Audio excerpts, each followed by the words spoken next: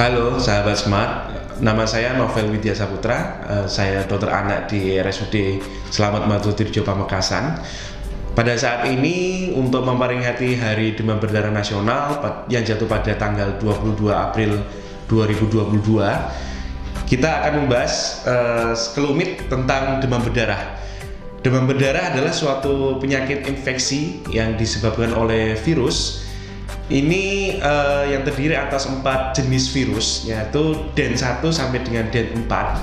Virus ini dibawa oleh vektor, yaitu nyamuk yang bernama Aedes aegypti.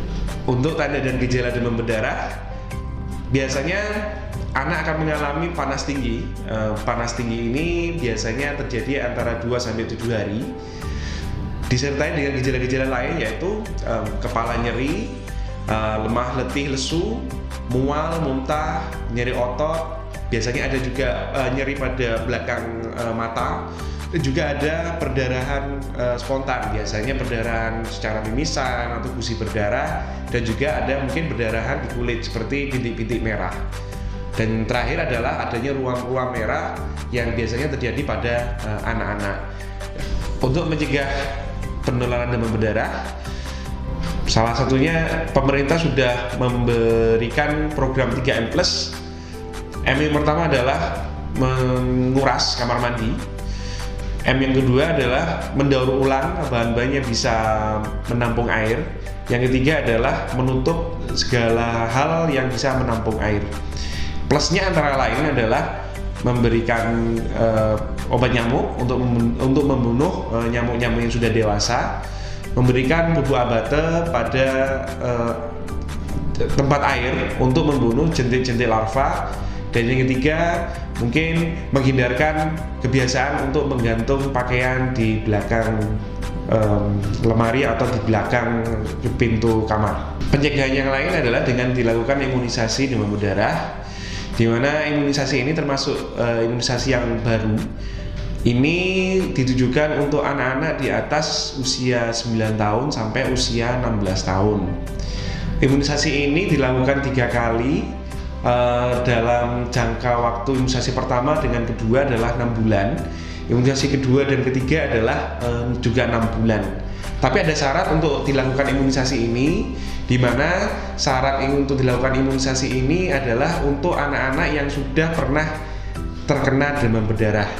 Jadi untuk anak-anak yang belum pernah kena demam berdarah tidak dianjurkan untuk dilakukan imunisasi dengue. Caranya bagaimana untuk mengetahui kita sudah terkena demam berdarah? Bisa dilakukan untuk pemeriksaan IgG dengue. Bila IgG dengue sudah dikatakan positif, maka anak itu bisa untuk dilakukan imunisasi dengue. Di dalam masyarakat ada anggapan bahwa mengkonsumsi jus jambu dan juga mengkonsumsi kurma bisa menambah jumlah trombosit. Hal ini bisa tidak terjadi pada saat perjalanan penyakit dari demam berdarah itu sedang berlangsung.